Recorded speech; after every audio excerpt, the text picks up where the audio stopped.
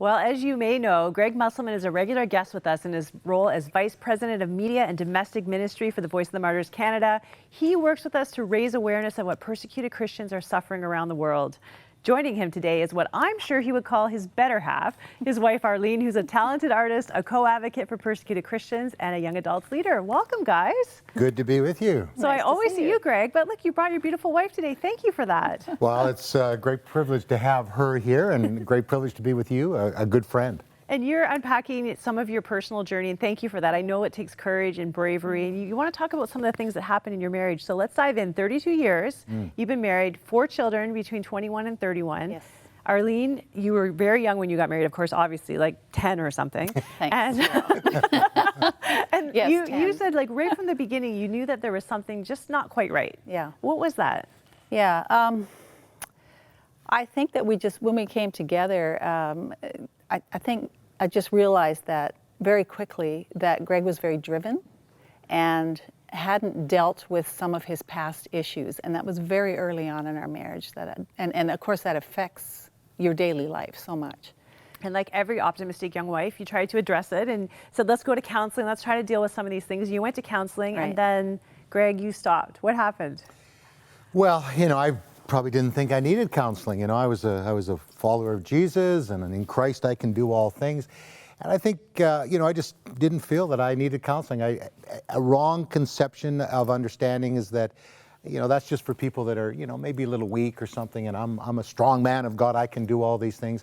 And maybe it was ego, pride, those kinds of things. When I look back on it, it was an absolutely insane thing to do because I didn't get the help that I needed to become more emotionally strong, where Arlene did, and emotionally and, I think spiritually too, she became a lot stronger than I did. And Arlene, what did counseling show you? Because it was really helping you. I think it just unpackaged a lot of things from my past. It did, and it helped me to put things back together for our family and how to raise our children.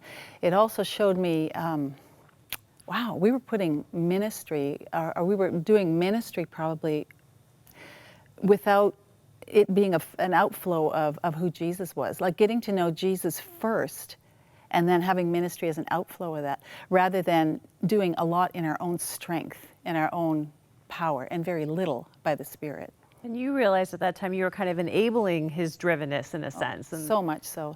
It was very, very hard to address because it would cause problems. And I was probably a little more passive in those years. I'm no longer that way. That is something that's really changed in me as well. I didn't like that, by the way. No, he didn't. That was not a good thing for him. It wasn't, but it was for me. And so that passive behavior started to stop, and I started to address things a little more. And of course, that isn't helpful in a marriage, or it doesn't seem to be helpful in a marriage, So Greg, starting with the persecuted church, we talked about this as well, that, he started to get a world view. I still had a North American view. All of that wasn't real helpful either. It just brought this whole cauldron of difficulty. yeah, so you're seeing problems, you're not. So you're arguing more, and of course you're seeing things now. You're traveling the world, you're seeing people being killed for their faith and tortured, and you're hearing these incredible stories. Plus, you're in danger yourself many times in these countries. So you're carrying all that. How's that impacting you now?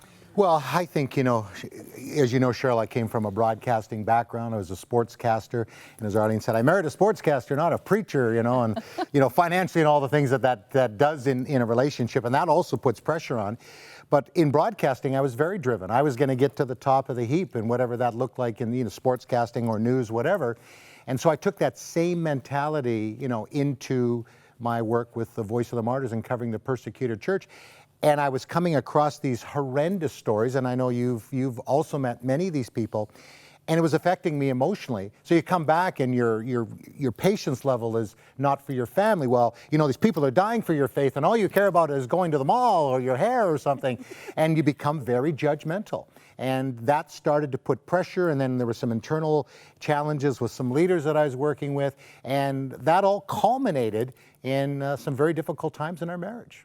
And Arlene, you had kind of resigned yourself to, well, I can't change Greg. This is kind of going to be what it's going to be, until your kids started saying, there's a consequence to this. That's where it is. You could mess with me, don't mess with my kids, right?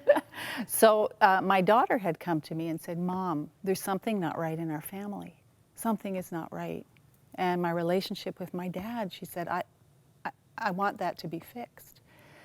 And so I had gone that, we had talked for a few days about this, and then I had gone to Greg's office, and I said, Greg, I think your ministry has become your mistress. And it was so all-encompassing. The persecuted church can be that way, that you forget about the everyday things. Mm-hmm. And that was happening in our family. So my daughter was able to, I spoke to Greg about this, and he had gone to counseling, but my daughter was able to go to him and tell her how she felt for the first time. And it was so healing, so very, very healing for her and for Greg. I know that can't have been easy, Greg. I mean, I've known you for a long time, and you adore your kids, you love your wife. Yeah. And so for her to come and she kind of gave you an ultimatum, like if this doesn't change, you may not have a family and a wife. Yeah, and I can feel the emotion welling up in me. Because I'd overheard one of, my oldest daughter, Sarah, just talking about with one of her friends that I don't know if my mom and dad are going to make it. Yeah. And at that point, I'm going, whatever ego or pride, who cares? I have no ministry without my family. And so I talked to Sarah, and we cried, and I apologized to all four of my kids. The younger two said, no, Dad, I think things have been pretty good, but especially the older two. And, so I did seek out counseling, and I got a lot of healing, and the Lord has done amazing things. In fact, one of the things we talk about is, something C.S. Lewis talked about, is actually becoming the person that you're actually meant to be. And I feel like I'm finally coming. Yeah, I'm still a driven person. I'm passionate, all those kinds of things. But without a family, I don't have a ministry. And so being the macho guy, said Darlene one day, said, I will die for my family, because I've heard those stories. And then she looked at me and said, but will you live for our family? And I just wow. Because I knew what the consequence was. I'd die for my family. I'd take a bullet. I'd do whatever I could. But was I willing to live in the moments, the day-to-day moments? And as I've got that healing, it's healing in our family. I feel more free. I'm still tired, and I will be taking a sabbatical. I think it's more, the reason is I haven't lived the Christian life the way that I should have, empowered by the Spirit and all that kind of thing. And a lot of my own flesh and my own strength, and I've kind of tired out. But I feel this inner peace, and thank God that she's hung in there with me, and we're enjoying a wonderful adventure now together, traveling more together. And so and I often say, as I've done weddings, husbands love your wives as Christ loves the church. And I really started to try to do that with Arlene, and I think that has made a huge difference. And so of course I know many people in ministry, and that's my heart and my passion, is that we get healthy for the Lord so we can actually do the work of the kingdom. And as you know, a ministry like Voice of the Martyrs is very intense, and so it takes a lot of energy to do that. It does, and I know that very well. We have a picture of your beautiful family, your restored family. Gorgeous, gorgeous family. And I want to say too, this isn't unique to you. I don't think that this is something that is oh, what was wrong with you, Greg Musselman? So many of us in ministry, so many pastors' wives, I'm sure, are watching this right now saying yes, I wish my spouse could hear this, or I need to change that. How hard was it to change that, and what are the priorities now? Well, the priorities is to love my wife first, Jesus first, then my wife and my children.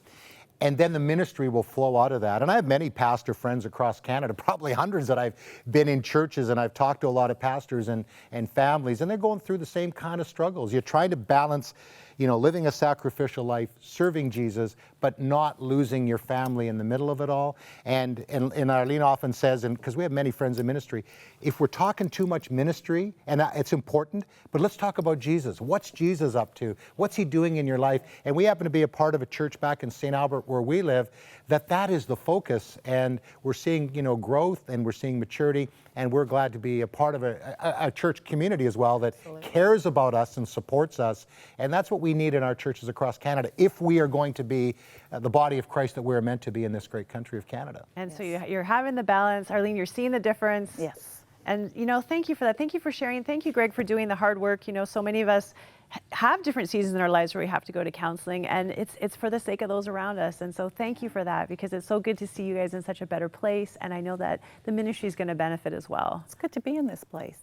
It is, Very isn't good, it? yes. Well, I know as we traveled, you thought I needed counseling anyway. We have a lot of, we know have what to you're keep it talking fun, about. you know. There you go. Never. But no, I appreciate the opportunity, and here at Crossroads as well, and we love our, the relationship we have with you guys, and the support, and I do hope, and I know Arlene feels the same, that this time together will help other I hope so. wonderful families that love Jesus as well. Well, thank you for that. And if you've been watching this and maybe this is ringing home to you, that sometimes it can be our job or it can be our ministry, or in Greg's case, it's people on the verge of life and death. And those issues seem so huge sometimes that we can put everything to the side, and it seems like a noble thing. But are the people in your life suffering for that? And is that really what Jesus wants? Those are tough questions that those of us who are in ministry, however that is, and we're all in ministry if we're followers of Jesus, that we need to ask ourselves, where are our priorities? Christ first, then our family, then the world. Something to think about today. If this has touched something in you, call our prayer lines. We'd love to walk and talk this through with you.